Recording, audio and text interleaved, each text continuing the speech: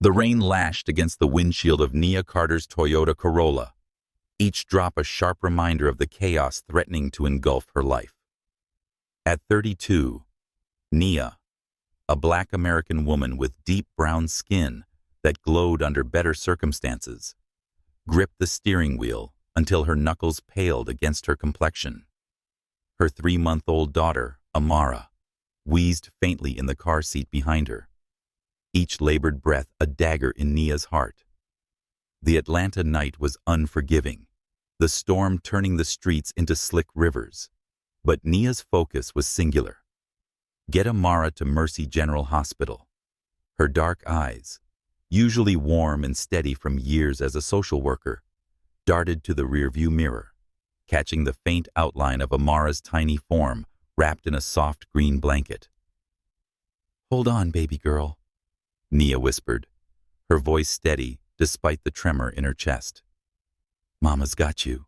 Nia had faced countless challenges as a single mother, her resilience forged in the fires of a difficult divorce and the demands of her career advocating for children in Atlanta's family services system. But this was different. Amara's breathing had been off all day, her usual bright coos replaced by an eerie quiet that set Nia's maternal instincts ablaze. At 3 months, Amara was a delicate bundle with her mother's rich brown skin and striking green eyes, a feature Nia had tried to dismiss as a genetic quirk, but knew deep down came from her ex-husband, Ethan Caldwell, a 34-year-old white American man she hadn't seen in 4 years. The pediatrician's office had been closed by the time Nia noticed Amara's lips taking on a faint blue tinge, and the urgent care center, after one glance at the infant, had directed her to the hospital's emergency room with urgency that made Nia's stomach churn. The storm seemed to mock her, its relentless downpour blurring the road signs as she navigated toward Mercy General. Nia's heart pounded, her mind a whirlwind of worst-case scenarios and whispered prayers. She was no stranger to crisis. Her job required her to walk into broken homes, to face parents who saw her as the enemy, to fight for children who had no one else. But this was personal. Amara was her world, the center of a life Nia had rebuilt from the ashes of her marriage to Ethan, a man who had walked away without a backward glance, leaving her with divorce papers and a heart full of questions. The scent of her jasmine lotion, a small comfort she'd applied that morning, mingled with the damp air seeping through the car's worn seals, grounding her just enough to keep her hands steady on the wheel. Mercy General's emergency entrance glowed like a beacon through the deluge. Nia pulled up to the curb, ignoring the parking lines, and fumbled with the car seat straps, her fingers trembling as she lifted Amara. At 3 months, Amara felt impossibly light, her small body fragile in Nia's arms, like a bird with wings too weak to fly. "It's okay, sweetheart," Nia murmured, her voice cracking as she pressed her lips to Amara's forehead, feeling the coolness of her skin. "We're going to fix this." The automatic door slid open with a whoosh, and Nia rushed into the fluorescent-lit chaos of the ER. The sharp scent of antiseptic hit her immediately, a clinical reminder of hospital's cold reality, places tied to memories of her grandmother's final days, of loss and helplessness that Nia had sworn never to feel again. "My baby can't breathe properly." Nia's voice cut through the ambient noise of beeping monitors and distant conversations, her tone carrying the authority of a woman who had spent years advocating for others. A nurse with graying hair and kind eyes looked up from the reception desk, her face softening at the sight of Nia's distress. "How old is she, honey?" the nurse asked, her voice calm but urgent.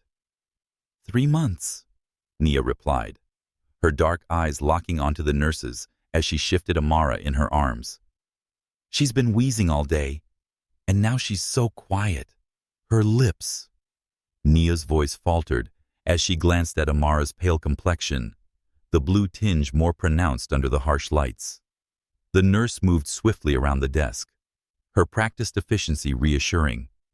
Let's get her triaged right away. Follow me. They were ushered into a small examination room, the stark white walls lined with medical equipment that hummed softly in the background. Nia sat in a hard plastic chair, cradling Amara against her chest, her dark hands gently stroking her daughter's back as another nurse checked vitals. The monitor's numbers were grim. Amara's oxygen saturation was dangerously low at 82%.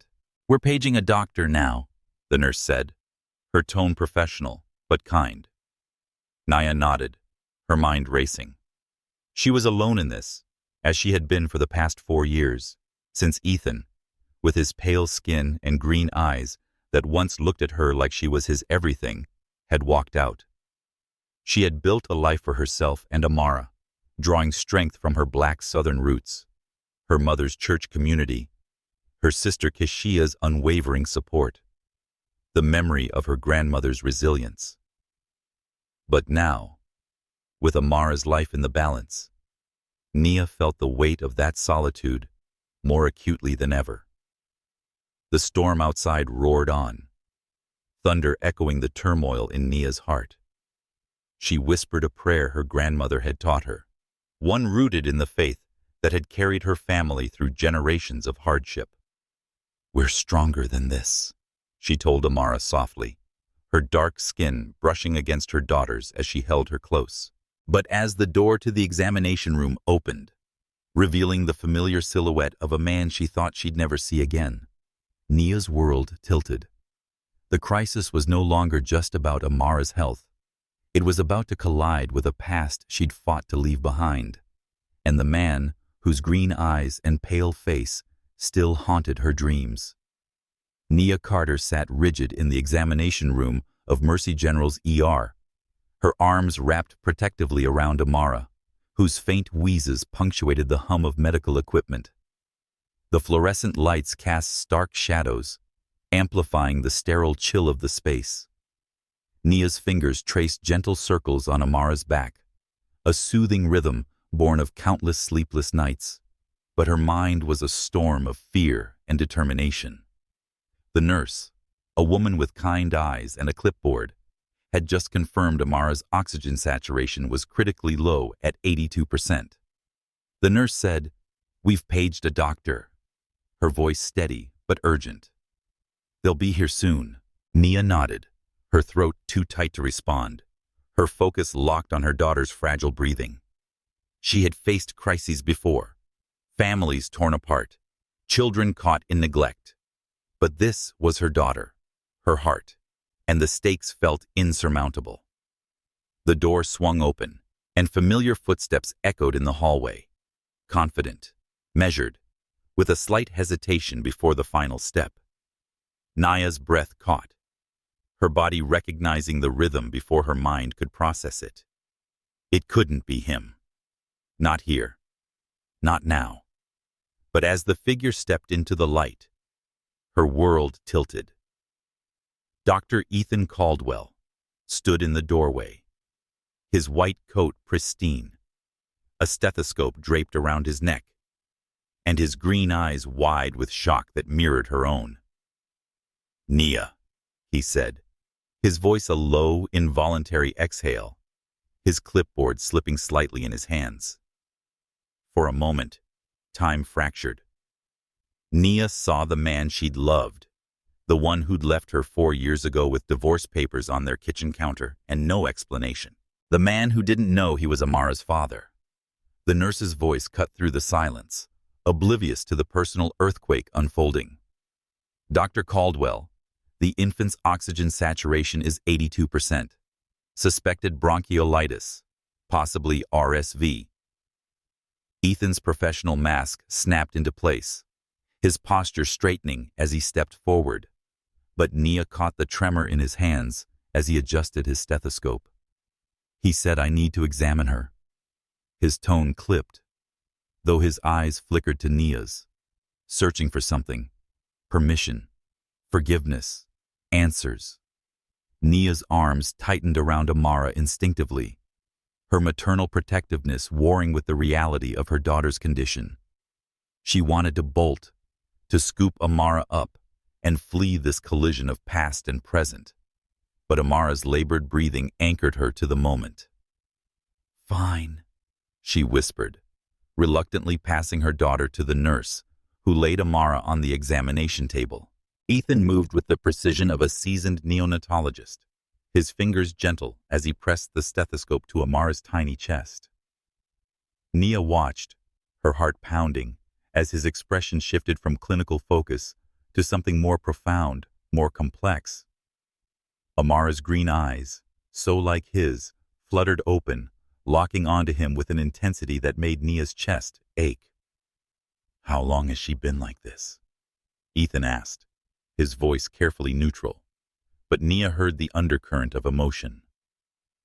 "All day," she replied, her tone flat, guarding against the vulnerability threatening to spill over. She was fussy this morning, then quiet. Too quiet. Ethan nodded, his jaw tightening as he listened to Amara's lungs. "Her breathing's shallow, and there's wheezing. We need a chest X-ray and oxygen support immediately." He turned to the nurse, issuing orders with calm authority.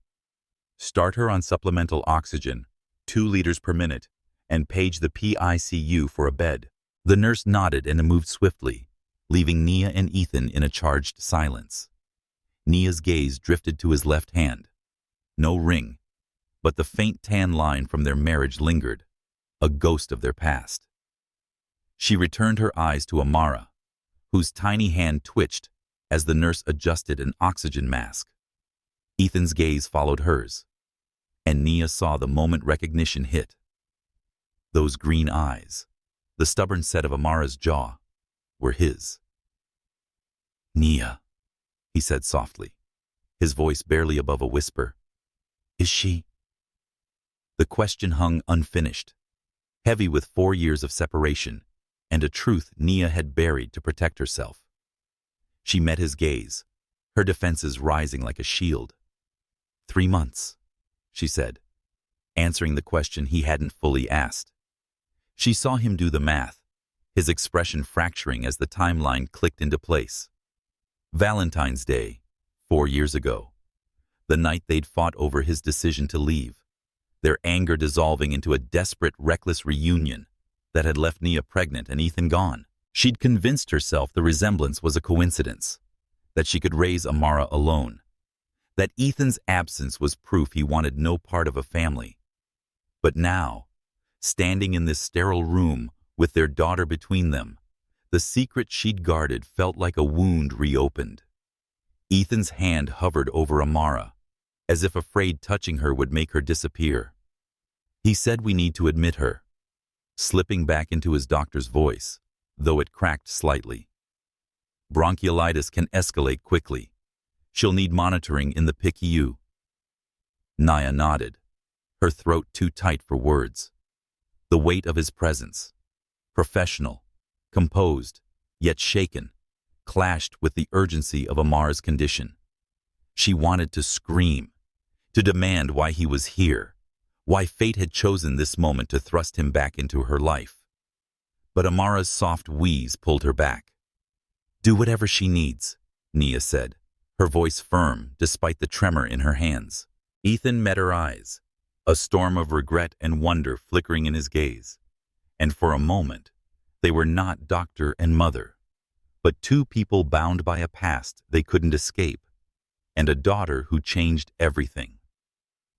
As the nurse returned to prepare Amara for transfer, Nia stood, her arms aching to hold her daughter again.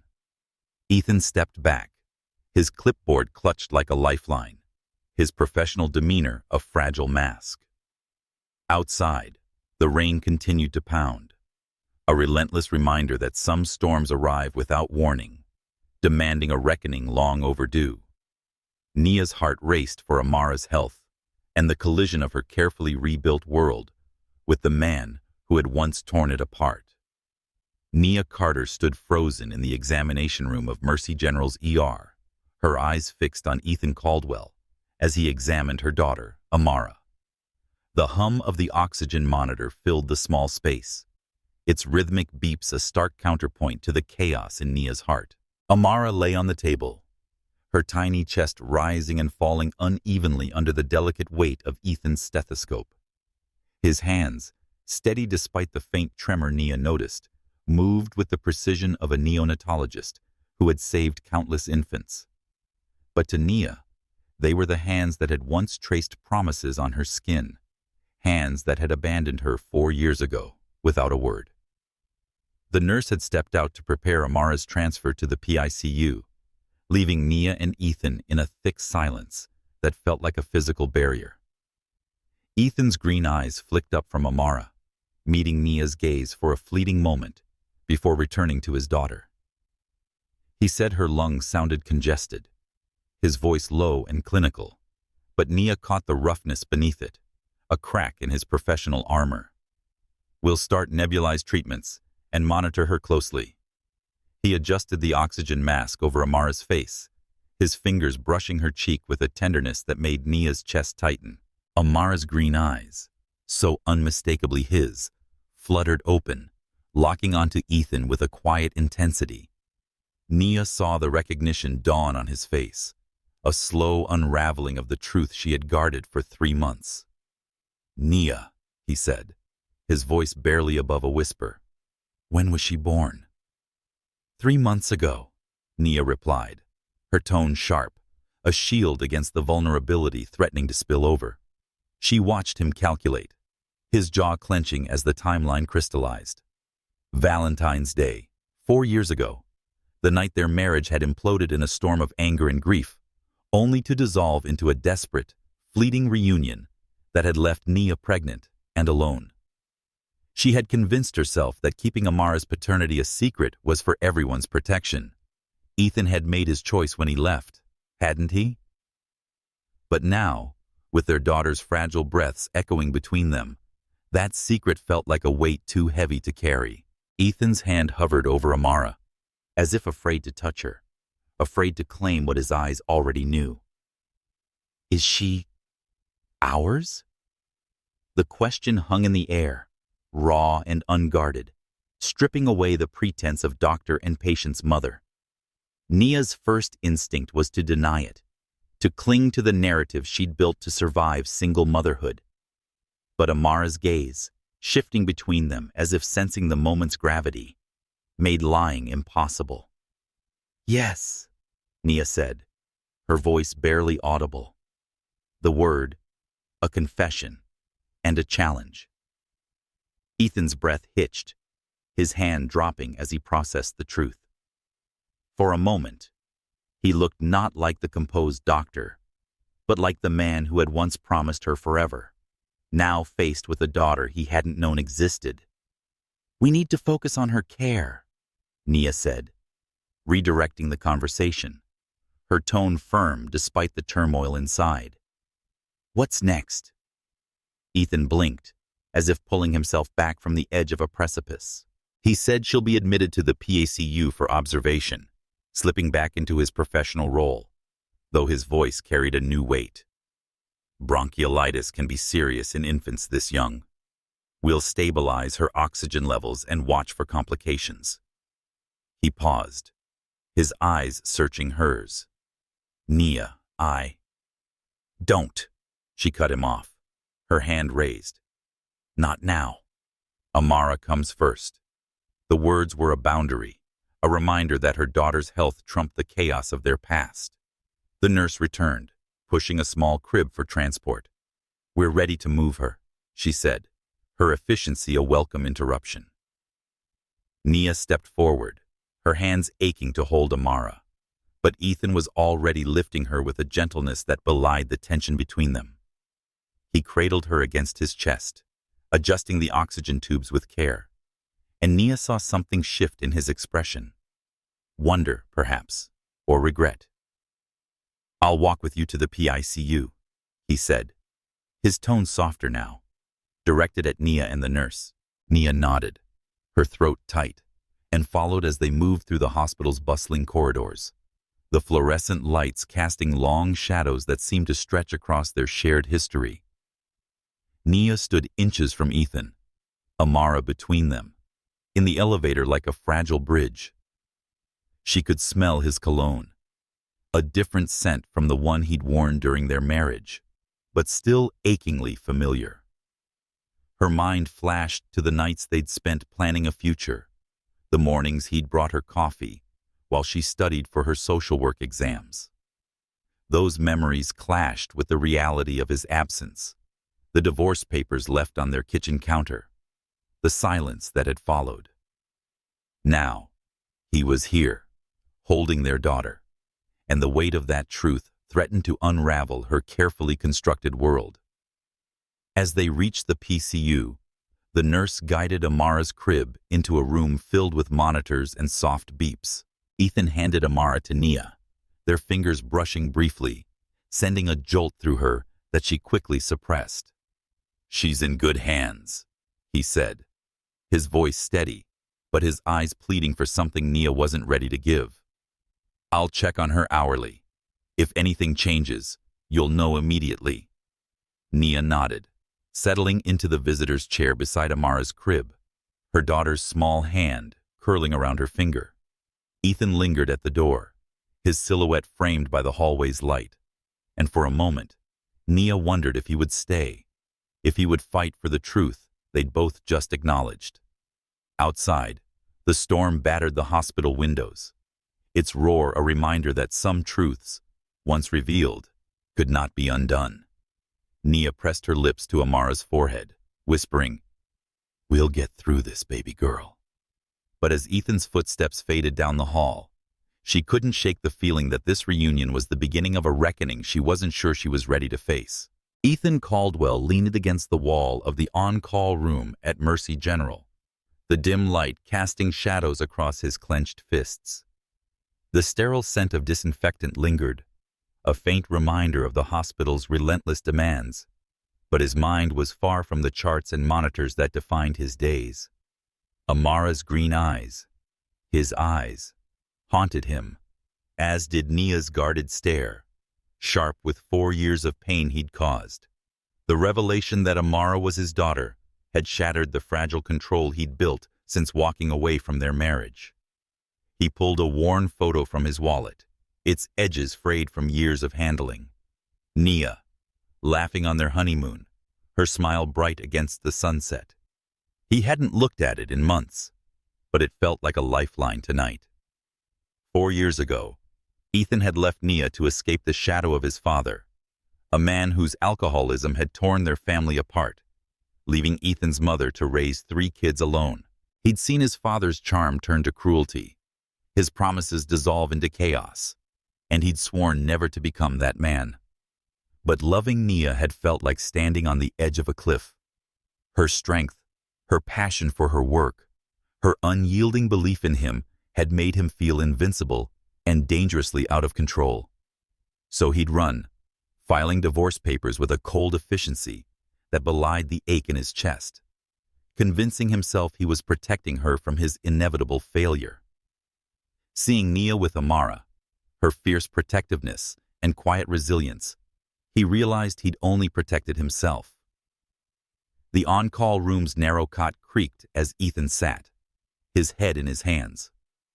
Amara's diagnosis, bronchiolitis, likely RSV, required his expertise, but every moment in that PICU room with Nia felt like a test he wasn't sure he could pass. He'd spent years becoming one of the Southeast's top neonatologists, saving other people's children while avoiding the personal entanglements that could unravel him. But Amara wasn't just another patient. She was his daughter, with Nia's stubborn jaw and his own eyes, a living reminder of everything he'd lost and everything he still wanted. The weight of that truth pressed against his chest, making breathing hard. He thought back to the night Amara was conceived, Valentine's Day, the day he'd filed for divorce. He'd gone to their apartment to pick up his things, expecting a clean break. Instead, their fight had spiraled into something raw and desperate, a collision of anger and longing that left them tangled in each other's arms one last time. He'd left the next morning, his phone number changed, his email disconnected, believing distance was the only way to keep Nia safe from his flaws. He'd been wrong. The realization that Nia had carried Amara alone, faced pregnancy and single motherhood without him, felt like a knife twisting in his gut. He'd missed ultrasounds, first kicks, the moment Amara was born. He'd missed everything. A soft knock pulled him from his thoughts. Dr. Patel, the attending pediatrician, poked her head in. "Ethan, Amara Carter's oxygen levels are stabilizing, but I need you to review the latest lab results." Her silver-streaked hair glinted under the fluorescent light, her tone brisk but kind.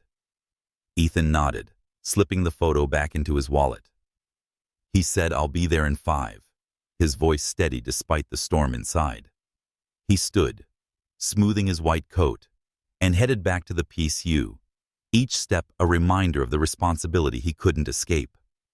Amara needed him as her doctor, but he wanted to be more. Her father, if Nia would let him. In the PCU, Nia sat beside Amara's crib, her fingers curled around her daughter's tiny hand. The monitors beeped steadily, a reassuring rhythm that contrasted with the tension in her posture.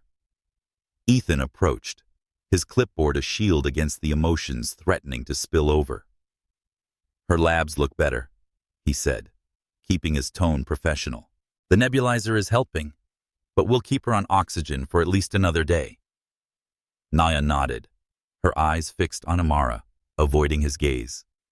He wanted to say more, to apologize, to beg for a chance to make things right, but the words felt inadequate, dwarfed by the weight of their history. "Does she need anything else?" Nia asked, her voice quiet but firm, pulling him back to the present. "We're monitoring for fever or dehydration," he replied, glancing at Amara's small form, her chest rising with the aid of the oxygen cannula. "She's a fighter, like her mom." The words slipped out before he could stop them, a rare crack in his professional facade.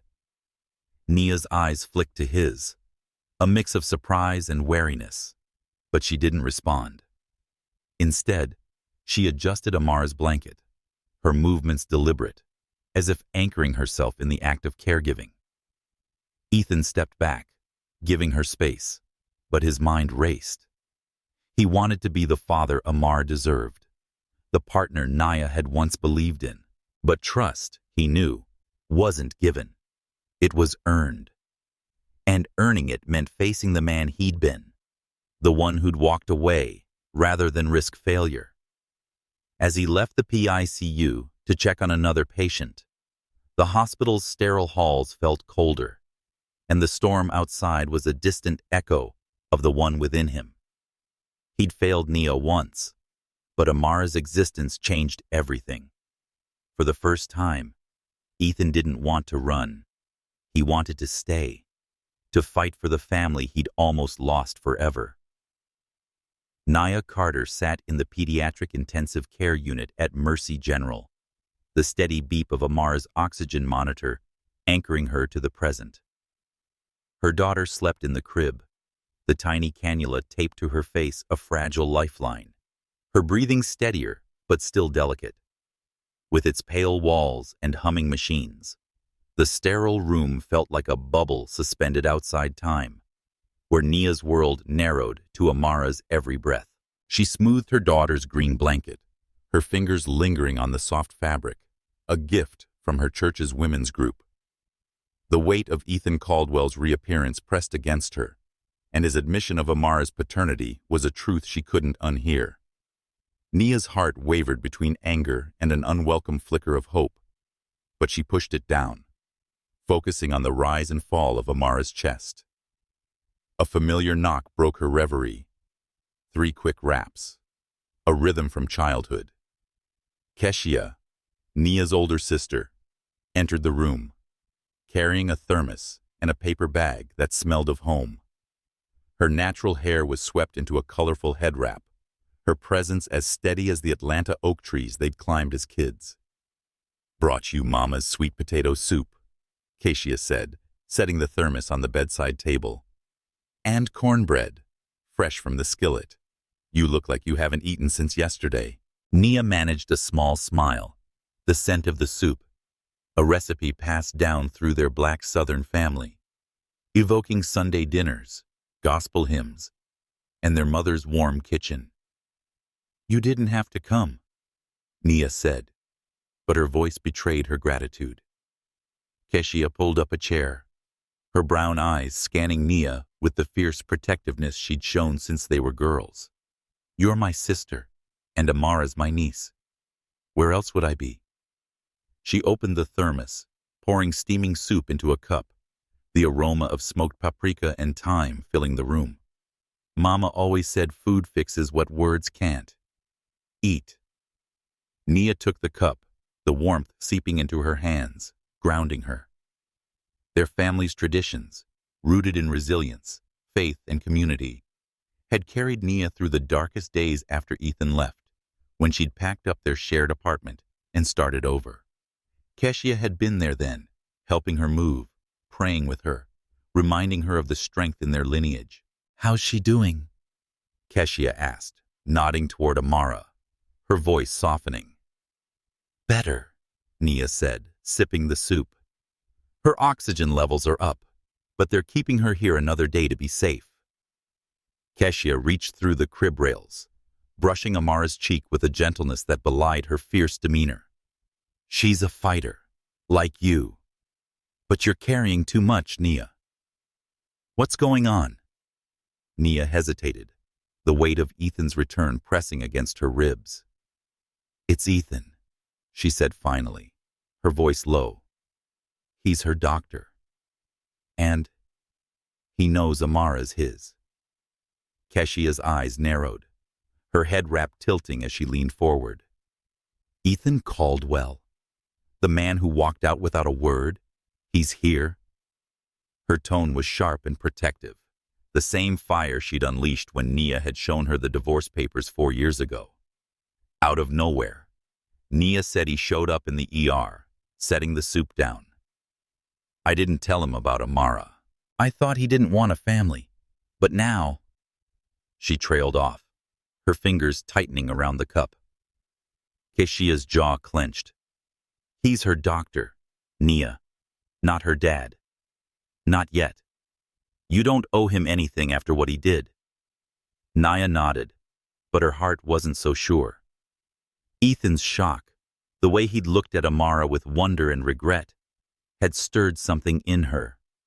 Memories of the man who'd brought her coffee during late-night study sessions, who'd danced with her at their wedding to their favorite jazz tune. But those memories were tangled with the pain of his absence, the silence that had followed his departure. "I know," Nia said, her voice steadier than she felt.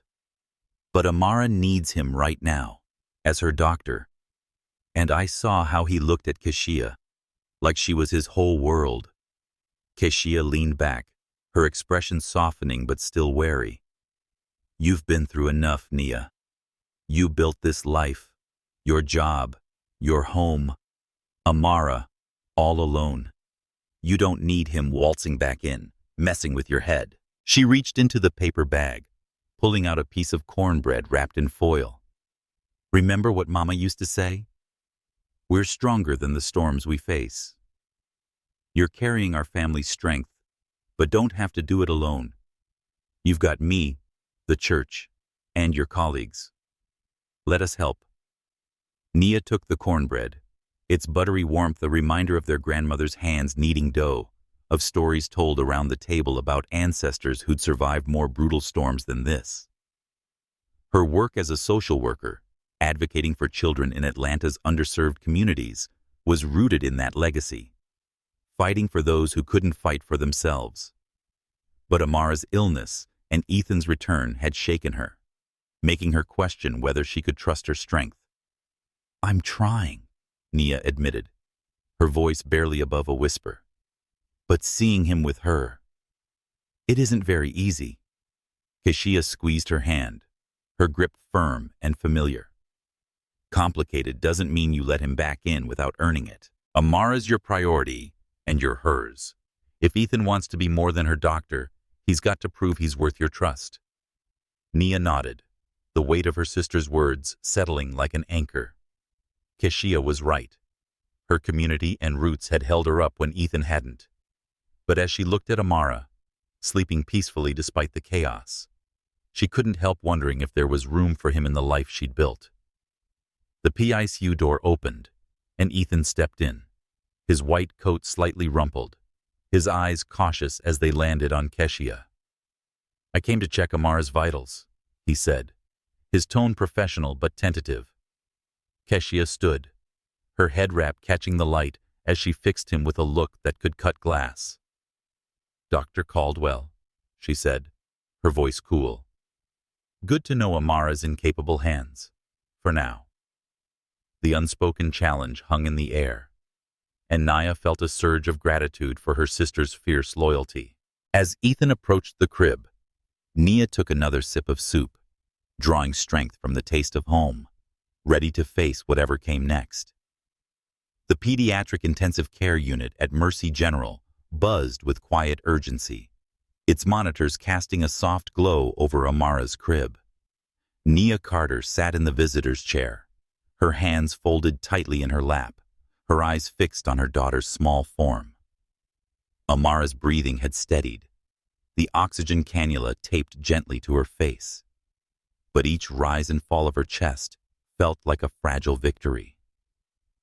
The room was a cocoon of beeps and hushed voices, but Nia's thoughts were loud, tangled with the weight of Ethan Caldwell's return and the truth of Amara's paternity, now laid bare. Keshia's visit had grounded her, the taste of their mother's sweet potato soup still lingering, a reminder of the strength she drew from her family. But Ethan's presence, hovering like a shadow, stirred memories she'd tried to bury. Nights of laughter, promises whispered in the dark, and the silence following his departure. The door opened softly, and Ethan stepped in, his white coat slightly askew, his green eyes cautious as they met hers. "I'm here to check her vitals," he said, his voice low, professional, but carrying a hint of something softer. Nia nodded, her gaze returning to Amara, who stirred in her sleep, her tiny hand twitching against the green blanket. Ethan approached the crib, his movements precise as he checked the monitor readings. "Her oxygen saturation is up to 94%, he said, a note of relief in his tone. "The nebulizer treatments are working. She's responding well."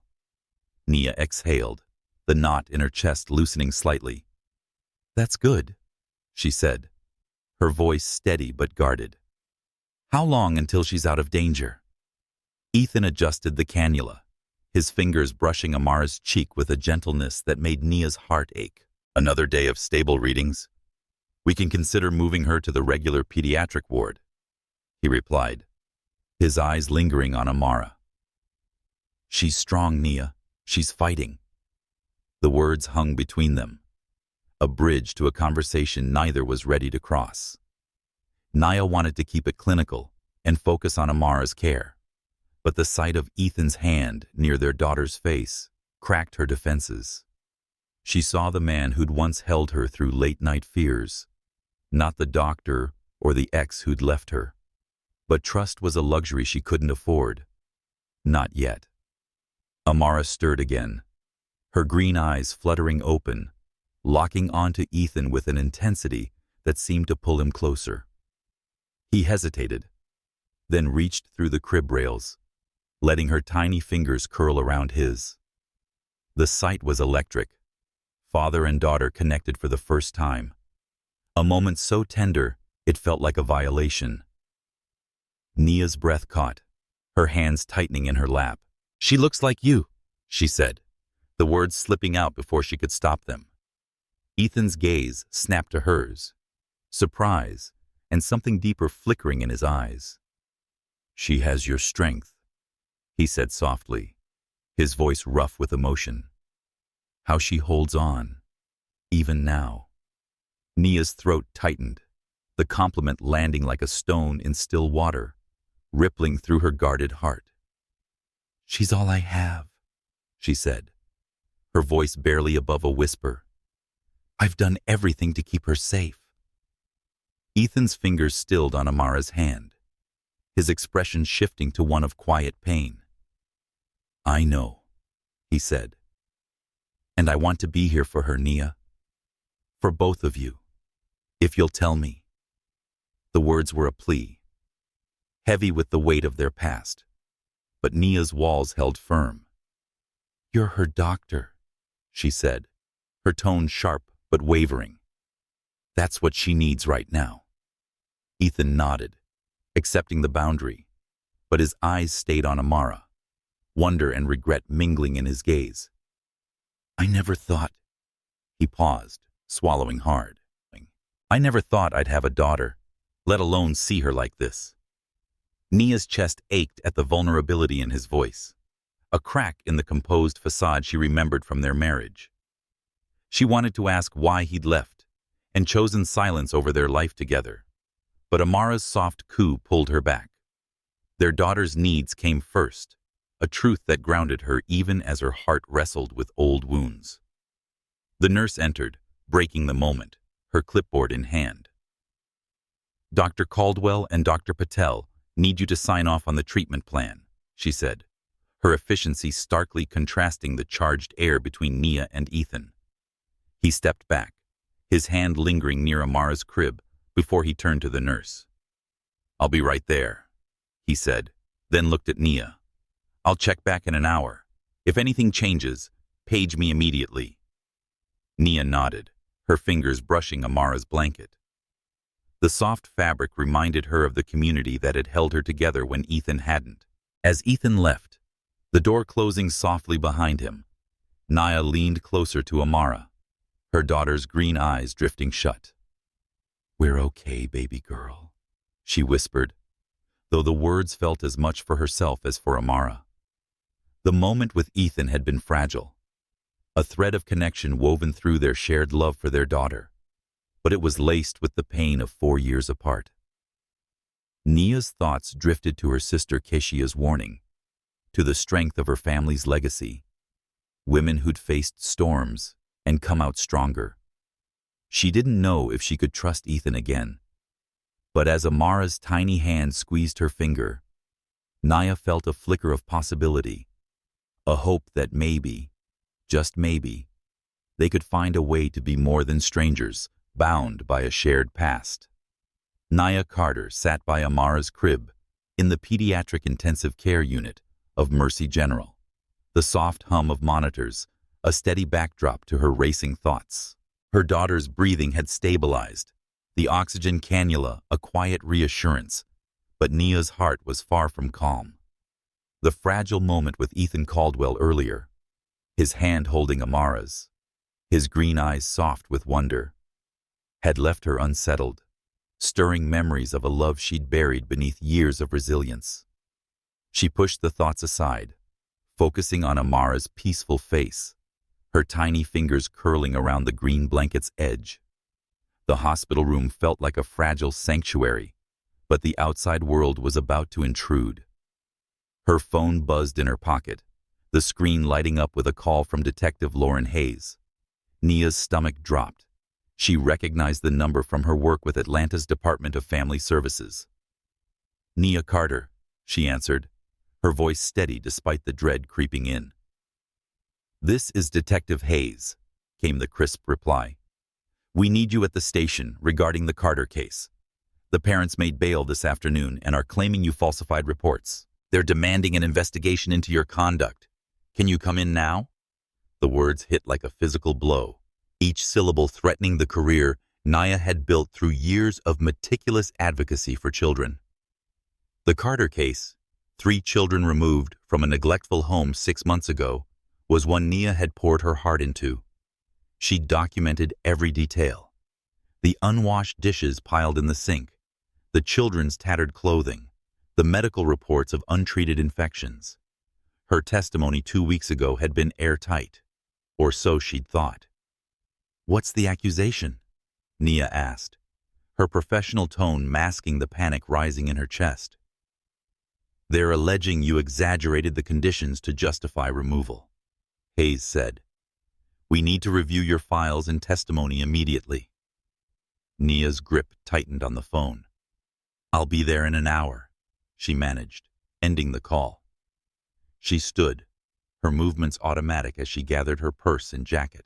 This was every social worker's nightmare. Her integrity questioned, her work scrutinized by those who saw her as the villain for protecting vulnerable children. Nia's career was her calling, rooted in her family's legacy of fighting for justice, from her grandmother's civil rights marches to her battles in Atlanta's underserved communities. Losing it could unravel everything she'd built for herself and Amara. She glanced at her daughter, whose steady breaths reminded her why she fought so hard. But Ethan's presence complicated things. Could she trust him to care for Amara while she faced this storm? Ethan entered the room, his white coat replaced by a gray sweater, his expression cautious but attentive. "Everything okay?" he asked, noting the tension in her posture. Nia hesitated, her instinct to handle this alone warring with the reality of Amara's needs. "Work crisis," she said, her voice clipped. "I have to go to the police station.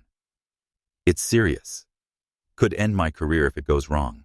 Ethan's eyes widened, but he stepped closer, his presence steady. "What happened?" he asked, his tone gentle but urgent. Nia shook her head, her professional boundaries holding firm. "Client case. I can't discuss details, but I need to go. And Amara? I've got her," Ethan said without hesitation, moving to the crib where Amara slept. "I'll stay with her. You do what you need to do." Nia searched his face, looking for the man who'd walked away 4 years ago. But she saw only resolve, his green eyes steady, with a promise she wasn't sure she could believe. "Are you sure?" she asked, her voice softening despite herself. Ethan nodded, his hand resting lightly on the crib rail. "Nia, fight this. Amara and I will be here when you get back." The words were simple, but they carried a weight that made her pause, a hint of the partnership she'd once dreamed of. Nia grabbed her files from her bag, her movements brisk as she slipped into the warrior mode that had carried her through countless case battles. "If her oxygen levels drop or she gets fussy, page the nurse immediately," she said, her tone all business. "And Kashia's number is on my phone if you need backup." Ethan nodded, his expression serious. "I've got this. You're not alone in this, Nia." The words hit harder than she expected, echoing the support of her sister Kashia, her church community, and the colleagues who'd stood by her. But coming from Ethan, they felt different, dangerous, hopeful, untested. She paused at the door, looking back at Ethan standing by Amara's crib, his hand hovering protectively near their daughter. The sight was foreign and familiar, a glimpse of what might have been if he hadn't left. "Thank you," she said quietly, the words carrying more gratitude than she'd intended. Ethan met her gaze, a flicker of something raw in his eyes. "Save those kids, Nia. You're the best at what you do." The confidence in his voice steadied her, a small anchor in the storm brewing beyond the hospital walls. As Nia stepped into the corridor, the fluorescent lights harsh against her tired eyes, she felt the weight of the fight ahead. The Carter case wasn't just about her career. It was about the children depending on her, the families she'd sworn to protect. But for the first time, she wasn't facing it entirely alone. However fragile, Ethan's promise to stay with Amara was a step towards something new. Outside, the rain had slowed to a drizzle, but the air still crackled with the storm threat. Nia squared her shoulders, her resolve rooted in the strength of her family's legacy, and headed toward the police station, ready to defend the truth she'd fought so hard to uphold. Ethan Caldwell stood by Amara's crib in Mercy General's pediatric intensive care unit, the soft glow of the monitors casting a gentle light over his daughter's sleeping form. The steady beep of the oxygen machine was a quiet reassurance. Amara's breathing was now even, her small chest rising and falling beneath the green blanket.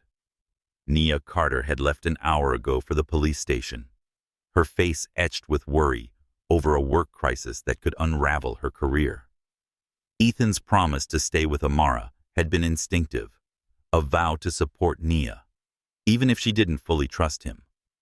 The weight of that promise settled over him now, heavy with the ghosts of his past failures, leaving Nia 4 years ago, choosing silence over struggle, running from the fear of becoming his father. He adjusted the blanket, his fingers careful not to disturb the cannula taped to Amara's face. Her tiny hand twitched, and Ethan felt a surge of awe. She was his daughter, a truth that still felt like a miracle and a wound. He'd spent years saving other people's children, his life as a neonatologist defined by precision and control. But this was different. Amara was personal, a piece of him and Nia, and caring for her felt like a chance to rewrite the story he'd botched so badly. But doubt gnawed at him. Could he be the father she deserved, the partner Nia needed, after all he'd done? A soft chime from his phone broke his thoughts. Kishia, Nia's sister, had sent a FaceTime request. Ethan hesitated, knowing her fierce loyalty to Nia made her a formidable gatekeeper. He accepted the call, and Kishia's face appeared, her head wrap vibrant against the hospital's sterile backdrop. "How's Amara?" she asked, her tone sharp but concerned. "Stable," Ethan replied, angling the phone to show Amara sleeping. "Her oxygen levels are holding at 94%. The nurse just checked her." Keshia's eyes softened at seeing her niece, but her gaze hardened when it returned to Ethan. Nia's, now fighting for her career. "You better not mess this up." Ethan nodded, his throat tight. "I won't," he said, his voice steady despite the weight of her scrutiny. Keshia's protectiveness reminded him of Nia's strength, rooted in a family that had weathered storms he could only imagine. "She's fussy sometimes," Keshia said, her tone shifting to practical advice. "If she wakes up crying, walk her in a figure-8 pattern, and warm her pacifier in your hands first. She won't take it otherwise." Ethan committed the instructions to memory, grateful for the guidance. "Got it," he said. "Anything else I should know?" Kishia studied him, her expression unreadable. "Yeah. Don't think you can waltz back into their lives like nothing happened. Nia's been through hell because of you." The words stung, but Ethan didn't flinch. "I know," he said quietly. "I'm trying to make it right." Kishia's eyes narrowed, but she nodded. "Keep me posted. I'm a call away if you need me." The screen went dark, and Ethan exhaled, the weight of her warning settling beside his resolve. Amara stirred, her soft whimpers escalating into a cry that pierced the quiet. Ethan's heart raced. He'd handled emergencies in the NICU, but this was his daughter. He lifted her gently, supporting her head, as Kishia had instructed, and began walking in a figure-8 pattern around the room. "Shh, little one," he murmured, humming a jazz standard he remembered Nia loving during their marriage. Amara's cries softened, her green eyes blinking up at him, and Ethan felt a warmth spread through his chest. This was fatherhood, messy, uncharted, terrifying, but real. A sudden diaper blowout tested his novice skills. The nurse was busy, so Ethan grabbed supplies from the changing station, his hands fumbling with the tiny snaps on Amara's onesie. He muttered a curse, then laughed softly. Nia would have teased him for his clumsiness. He cleaned Amara with care, his movements growing steadier, and dressed her in a fresh yellow onesie with tiny stars. "We're figuring this out, aren't we?" he whispered, rocking her gently. Amara's cries faded, her small fist curling against his chest, and Ethan felt a flicker of confidence. He could do this. He called Keshia back and updated her on the diaper change. "Not bad for a first-timer," she said, a reluctant smile tugging at her lips. But don't get cocky. Nia's the expert here. Ethan nodded, the praise bittersweet. I'm learning, he said. Keshia's expression softened slightly. You better. Amara deserves that. As the call ended, Ethan settled into the chair beside Amara's crib, his daughter now asleep against his shoulder.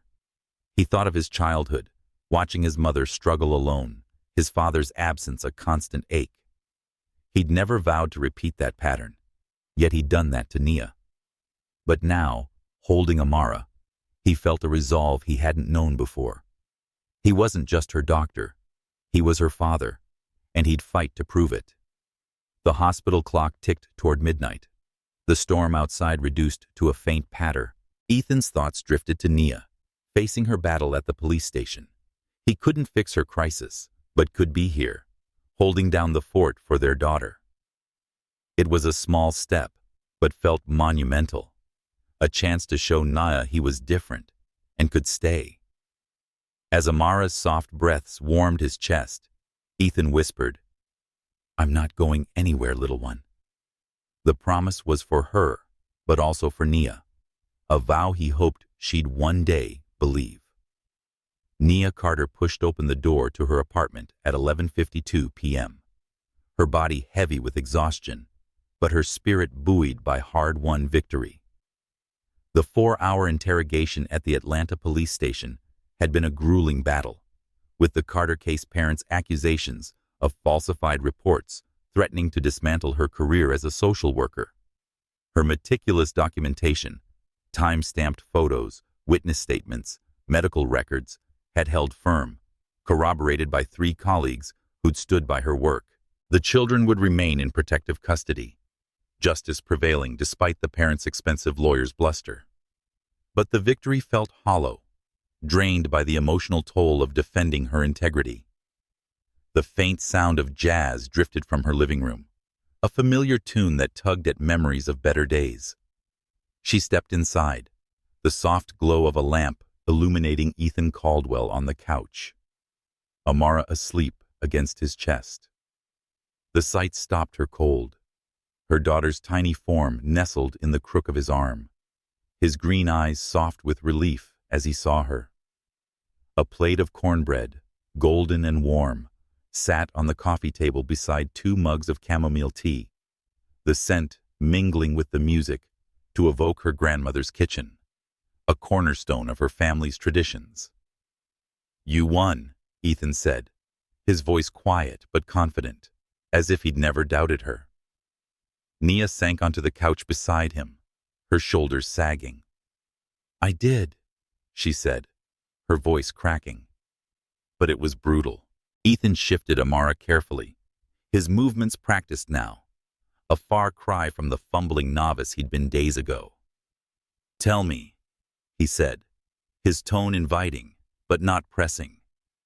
Nia exhaled, the weight of the evening spilling out.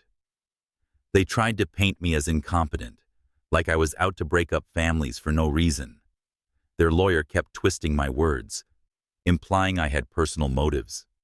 But my files, every report, every photo, held up. The detective said it was some of the best documentation he'd seen. Her voice grew steadier, pride cutting through her fatigue. Those kids are safe now, and that's what matters. Ethan's eyes held hers, a quiet pride mirroring her own. You're incredible, Nia, he said, the words landing with a sincerity that felt earned, unlike the cautious compliments of their hospital encounters. You fought for those kids, and you won. Nia reached for a piece of cornbread, its buttery warmth a nod to her sister Keshia's recipe, a staple of their family's gatherings. Did Keshia bring this? She asked, a faint smile tugging at her lips. Ethan nodded, a sheepish grin breaking through. She dropped by with ingredients and a lecture on proper crumbling technique. Said it was your grandmother's way of handling tough days. I barely passed her test. Nia laughed softly, the sound surprising her. Keshia's protectiveness had been a constant, but her willingness to guide Ethan spoke volumes. She's warming to you, Nia said, breaking off a piece of cornbread. That's a miracle in itself. Ethan's grin faded, his expression turning serious. How are you holding up? That sounds like it took everything you had. Nia leaned back, the couch cushions soft against her aching back. I'm tired, she admitted, angry that I had to defend myself at all. Grateful it's over, but mostly just wrung out. She glanced at Amara, whose steady breaths were a balm to her frayed nerves. How was she? Nia asked, her maternal instincts kicking in. Ethan adjusted Amara's blanket, and his touch was gentle. He said one diaper disaster that required a complete outfit change, his voice warm with humor, and a bottle warmer mishap, but Keshia talked me through it on FaceTime. She's been asleep for 2 hours, like she knew you needed us to hold it together. Nia's heart softened at the image of Ethan navigating fatherhood, his confidence growing with each small victory. God, what if I'd lost? She whispered, the fear she'd suppressed all evening surfacing. What if they'd pulled me from cases and decided I was the problem? Ethan's hand stilled on Amara's back, his gaze steady. You didn't lose, Nia. And even if you had, you'd have fought harder, found another way. You always do. His confidence, so like the man she'd fallen in love with, stirred a dangerous hope. And you wouldn't have been alone, he added, his voice low. Not anymore. The words hung between them, a promise that felt comforting and terrifying. Nia reached out, brushing Amara's tiny hand, her fingers grazing Ethan's. The contact was brief but electric, a reminder of their shared connection. She's gotten good at reading the room, Nia said, her voice soft. Knows when to give us a moment. Ethan smiled, a flicker of the old warmth in his eyes. She's got your instincts. They sat in silence, the jazz tune fading into the quiet. Amara's presence a bridge between their past and an uncertain future. Nia felt tears prick her eyes, not of anger, but of relief, a release of the tension she'd carried alone for so long. I meant what I said in the hospital, Ethan said, his voice barely above a whisper. You don't have to face these fights alone anymore, Nia. Not if you don't want to. The sincerity in his tone, paired with the cornbread's familiar comfort, made Nia's chest ache with possibility. She didn't trust him entirely, but his presence here, with Amara, with her, was a start. As the clock ticked toward midnight, the apartment felt like a haven, where triumph and hope could coexist, even for tonight. Nia Carter sat in the quiet of Amara's hospital room at Mercy General. The soft beeps of the monitors, a steady reminder of her daughter's improving condition. The pediatric intensive care unit had become a strange sanctuary, its sterile walls holding the weight of revelations and fragile hopes. Amara slept peacefully in her crib, and the oxygen cannula was removed after her oxygen levels stabilized at 96% for over a day. Nia's victory at the police station, defending her integrity in the Carter case, had left her drained but resolute, her career intact, and the children she'd fought for safe. Yet, sitting across from her in a visitor's chair, Ethan Caldwell stirred a different kind of tension. The cornbread and tea from earlier sat untouched on the table, their warmth a fading echo of her family's comforting traditions. Ethan's green eyes met hers, cautious but unguarded, starkly contrasting to the man who'd left her 4 years ago with divorce papers and silence. Their earlier moments, his care for Amara, his support during her crisis, had cracked open a door to possibility. But Nia needed answers before stepping through. Ethan, she said, her voice steady despite the knot in her chest. Why did you leave? Really? No excuses, no doctor's calm. The truth. The question hung between them, heavy with years of unspoken pain, a demand for the honesty they'd avoided during their marriage. Ethan leaned forward, his hands clasped tightly, as if bracing for the weight of his own words. "I was terrified," he said, his voice low and raw. "Not of you, Nia, but of becoming my father." He paused, his jaw tightening. He had alcoholism, a paramedic who saved lives during the day, but came home mean and unpredictable. He left my mom to raise us alone, blaming everyone else for his failures. I saw how it broke her and swore I'd never do that to anyone. Nia's breath caught. She'd known about his father's drinking, but not the depth of its impact. Ethan had always been controlled, never raising his voice. But now, she saw that control as a shield. He continued, "I loved you so much it scared me," his eyes fixed on the floor. "You were so sure of yourself, your work, your purpose. I felt like I was always one step away from screwing it up, from turning into him. The night I filed the papers, I'd had a nightmare. I grabbed your arm, saw you flinch. I woke up convinced I'd hurt you if I stayed." His voice broke, and he looked at her, vulnerability raw in his gaze. "I thought leaving was the only way to protect you." Nia's chest tightened, anger and understanding warring within her. "You decided for me," she said, her tone sharp but trembling. "You left me to pick up the pieces, to think I wasn't enough." Ethan winced, the truth landing like a blow. "I know," he said. "I told myself I was saving you, but keeping myself from failing you. I was wrong, Nia. I saw it the moment I walked out. But by then, you were gone. New apartment, new life. I didn't think you'd want me back." Nia stood, moving to Amara's crib, needing the anchor of her daughter's presence. "She said you didn't give me a chance to decide," her fingers brushing the green blanket. "I blamed myself for months, thought I'd driven you away. And then Amara came, and I had to keep going for her."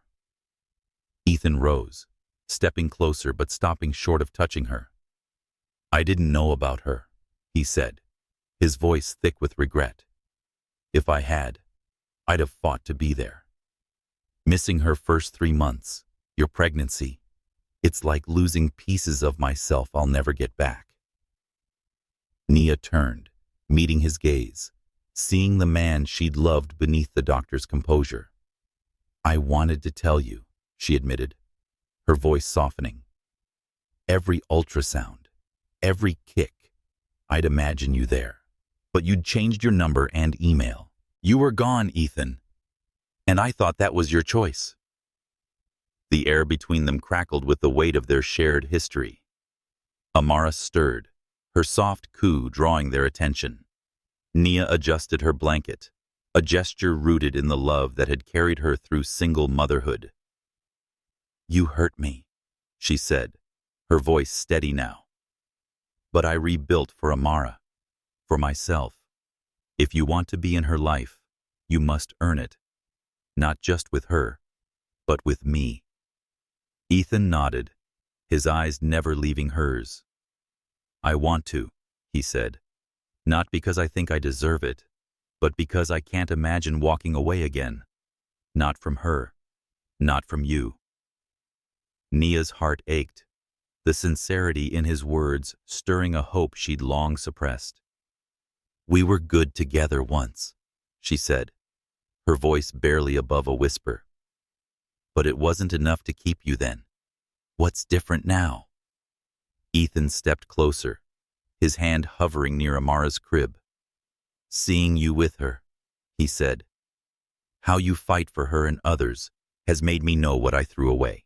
I'm not running anymore, Nia. I want to face this, whatever it takes." The promise was fragile but felt real, a bridge built on the truth they'd finally spoken. Amara opened her eyes, her green gaze settling on them as if sensing the shift. Nia reached out, her fingers brushing Ethan's as they both touched the crib rail. The contact was brief, but it carried the weight of their past and the possibility of a future. "No more secrets," Nia said, her voice firm. If we do this, we do it honestly. Ethan nodded, his thumb grazing her hand. No more secrets, he agreed. As the hospital clock ticked toward dawn, the room felt less like a battleground and more like a starting point, where truth could begin to heal what silence had broken. Nia Carter stood in the doorway of Amara's new room on the regular pediatric ward at Mercy General, the morning light streaming through expansive windows adorned with colorful cartoon characters. Amara's crib sat in the center, her daughter now free of the oxygen cannula, her breathing steady after days of treatment for bronchiolitis. The move from the PICU marked a victory, but Nia's heart still carried the weight of the past week. Ethan Caldwell's return, the truth of Amara's paternity, her triumph in the Carter case. Their honest reckoning the previous night had cracked open a door to possibility, but stepping through it meant trusting a man who'd once broken her. She adjusted the green blanket over Amara, its soft weave a gift from her church community, grounding her in the strength of her roots. Ethan entered, carrying a small duffel bag and a takeout container that smelled faintly of spices. His green eyes were cautious but warm, his gray sweater contrasting with the white coat he'd worn as Amara's doctor. "I brought breakfast," he said, setting the container on the table. "Your favorite is shrimp and grits from that place on Peachtree." Nia's lips twitched into a smile, stirring memories of late-night diner runs during their marriage. "You remembered," she said, her voice soft but guarded. Ethan nodded, unpacking the food with care. "I remembered a lot of things, Nia. I'm trying to show you that." Amara cooed, her green eyes bright as she reached for the blanket's edge. Nia lifted her, settling into a chair, the familiar rhythm of motherhood steadying her. "Dr. Patel said she's ready to go home tomorrow," Nia said, her tone shifting to practical matters. "Her prognosis is good, but she'll need respiratory checkups for the next few months to ensure no lasting effects." Ethan sat across from her, his hands clasped. "I can coordinate those," he said. "Dr. Patel's excellent, but I'd like to oversee her care." Nia met his gaze, weighing his words. As her doctor or as her father? "Both," Ethan said, his voice steady but earnest. "I want to be in her life, Nia, not just for appointments, but for her, for you if you'll let me." The words carried the weight of their previous night's honesty, a promise tested by their shared past. Nia's chest tightened, hope and fear warring within her. "We need to talk logistics," she said, keeping her tone even. "If you're serious, we need a plan. Where you'll live, how we'll share custody, and how your job fits hers." Ethan nodded, leaning forward. "I'm looking at apartments near your place in Virginia Highland. I can adjust my shifts, fewer nights, more flexibility. We can work out a schedule, whatever's best for Amara." Nia studied him, searching for the man who'd walked away. But this Ethan was different, present, deliberate, willing to plan instead of run.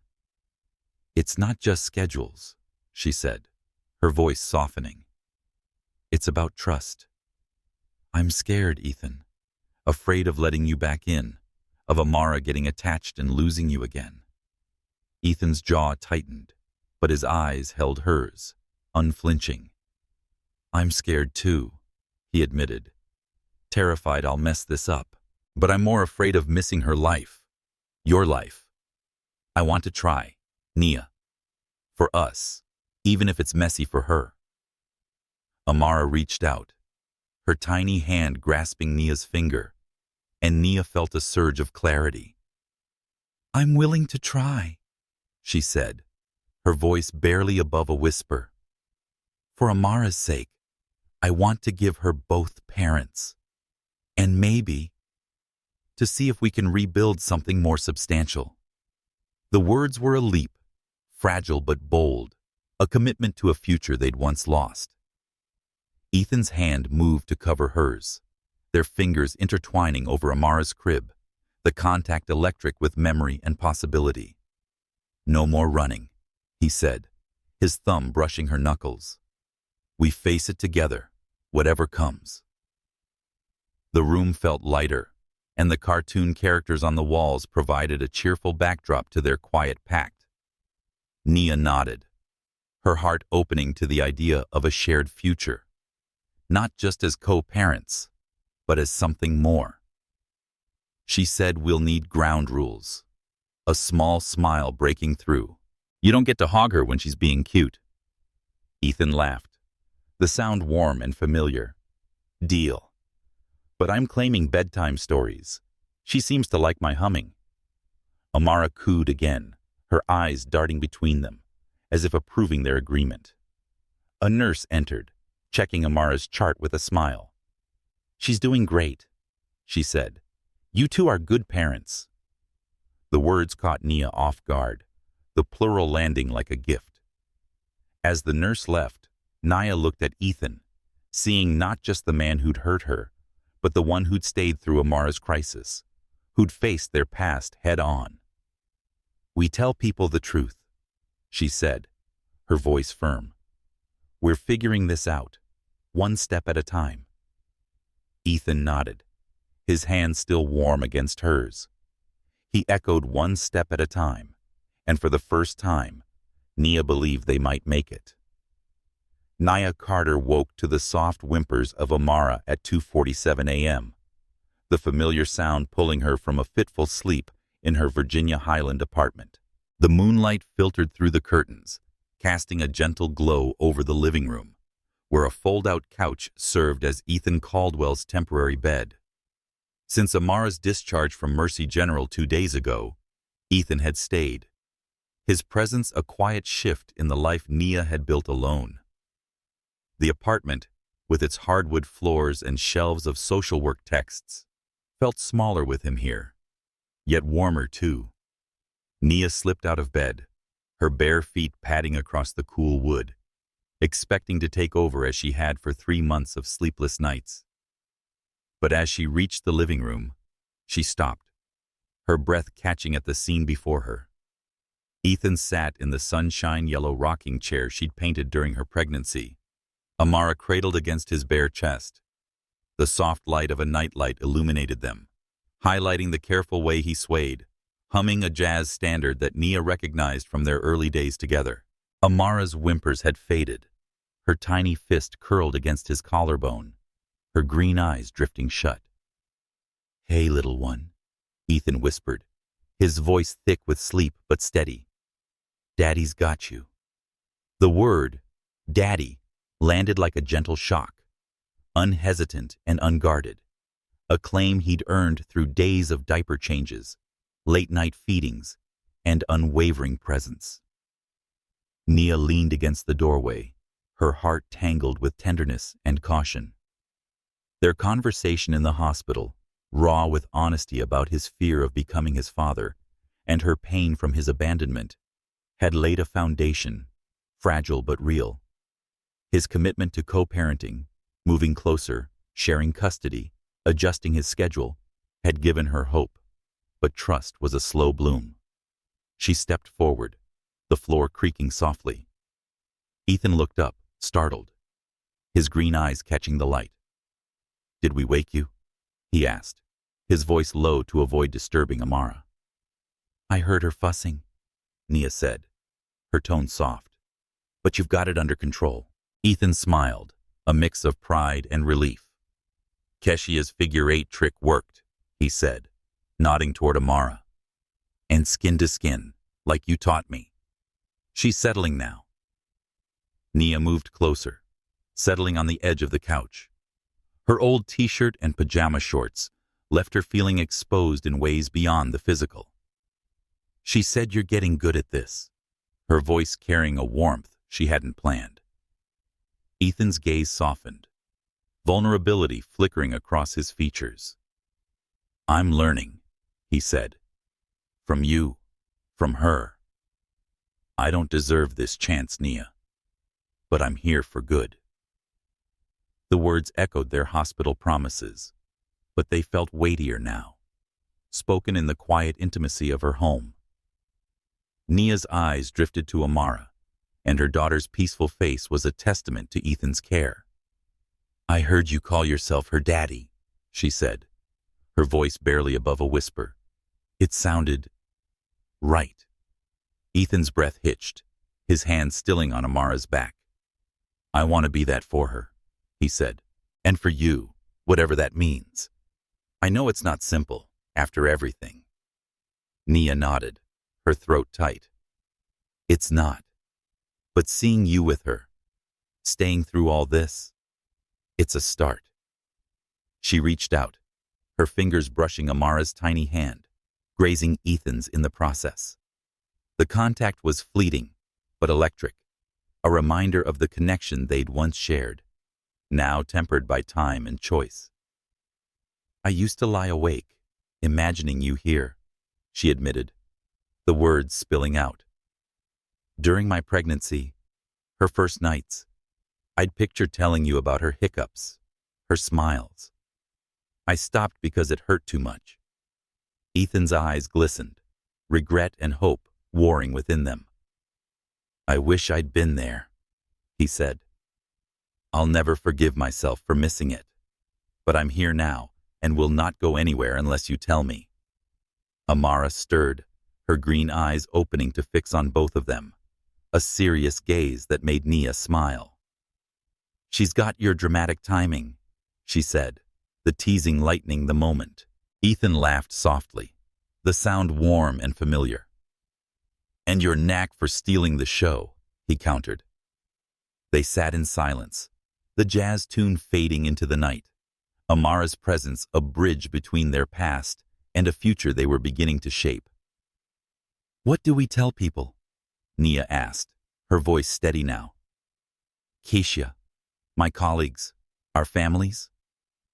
Ethan's hand found hers, his touch tentative but firm. "The truth," he said. "We once loved each other badly, made a beautiful daughter, and learned to love better. Together." Nia's heart swelled, the simplicity of his words cutting through her fears. She leaned forward, pressing a soft kiss to Amara's forehead, then, on impulse, to Ethan's cheek. "Thank you," she whispered, "for staying, for making this feel like home." Ethan's smile was soft, grateful. "Thank you for letting me try." As Amara sighed contentedly, nestled between them, the apartment felt like a beginning, a family, imperfect but whole, ready to face the future one night at a time. Outside, Atlanta slept, but inside, love and trust were finding their way back, fragile but growing stronger with each shared moment.